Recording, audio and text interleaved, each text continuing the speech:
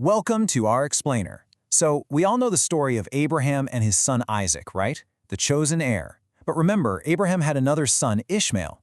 Today, we're going to dig into the source texts to uncover this really profound idea that God's promise wasn't just a single inheritance for one son. It was actually two separate, distinct blessings. And that reveals a much bigger, much wider story about divine faithfulness. So let's just start with the question that gets right to the heart of it. When God made his promise to Abraham, was it really a winner-take-all situation? I think the common understanding often leans that way, but the source material, well, it suggests something far more nuanced is going on here. Okay, so here's how we're going to break this down. First, we'll get a clear picture of Abraham's two sons. Then, and this is super important, we'll look at the critical difference between a covenant and a blessing. After that, we'll dive into the specific promise made to Ishmael, see how that promise continued even after Abraham's death, and finally, we'll see what this all tells us about the faithfulness of God. All right, so let's begin with the two main characters here. Besides Abraham himself, Isaac and Ishmael. Their very existence creates this immediate tension in the story. It raises all these questions about inheritance, about legacy, and about how on earth God's promise was going to be carried forward through a divided family. Now, the texts are crystal clear on one point. Isaac is the designated successor. He's the son through whom God's formal, long-term plan for redemption, what's called the covenant, would be passed down. There's really no ambiguity about his central role in that specific family line. But, and this is a big but, that is not the whole story. So this is where it gets really interesting. The crucial point here is understanding the difference the source makes between two kinds of divine promises. On the surface, they might look similar, but their purpose, their scope, they're completely different. And this distinction is the key to unlocking the entire argument.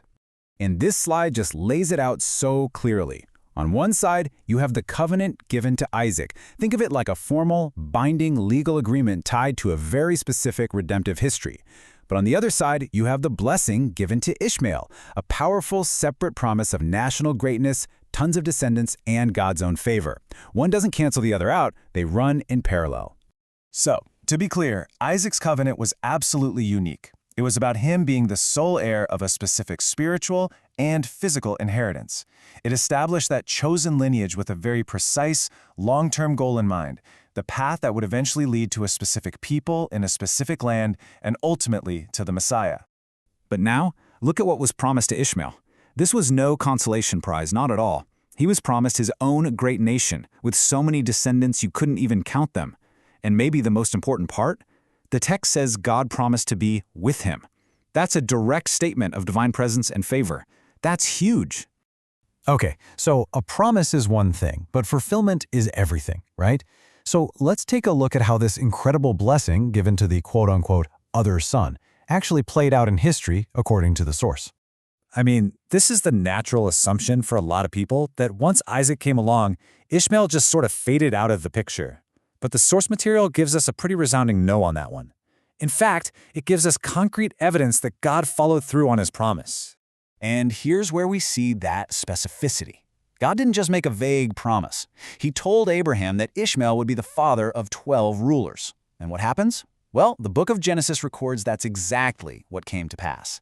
His sons became the chieftains of 12 distinct tribes, establishing him as the true patriarch of a great and organized people. And the story doesn't just mention the start of his nation, it also tells us about the end of his life. He lives to be 137 years old. That's a long, full life, especially back then. And that phrase, gathered to his people, it signifies a peaceful death, an honorable end. It's yet another sign that God's blessing was on him his entire life.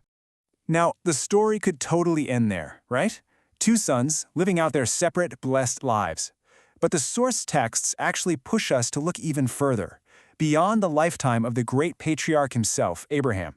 So Abraham dies at the ripe old age of 175. It's a monumental moment, truly the end of an era. But as this text shows, his death wasn't the end of God's plan. Actually, it's after he's gone that we really get to see just how durable the promises made to both of his sons truly were. And this is that crucial follow-through. God's faithfulness wasn't just active while Abraham was around to see it. The text really emphasizes that the blessing on Isaac and the separate blessing on Ishmael continue to unfold for generations to come. That promise to be with Ishmael wasn't some temporary arrangement. So, if we pull all these threads together, What's the ultimate takeaway here? What does this story of two parallel promises tell us about the nature of God's plan, at least as it's presented in these texts? Well, it gives us a much bigger, much broader definition of what divine faithfulness means. It's not about one single narrow path. It's this idea that God honors all of his promises. The covenant with Isaac was kept, and the blessing on Ishmael was kept. They were different promises with different purposes, but both were fulfilled, which shows a plan that is way more complex and comprehensive than we might have expected. And really, this is a thought to leave with. The story of Abraham's two sons is a challenge for us to look again, to see God's faithfulness not just in the main, obvious storyline, but in the parallel stories we might have completely overlooked. It poses a powerful question. If God's plan was this multifaceted for just one family, where else might a bigger, more inclusive purpose be unfolding right in front of us, just waiting for us to see it?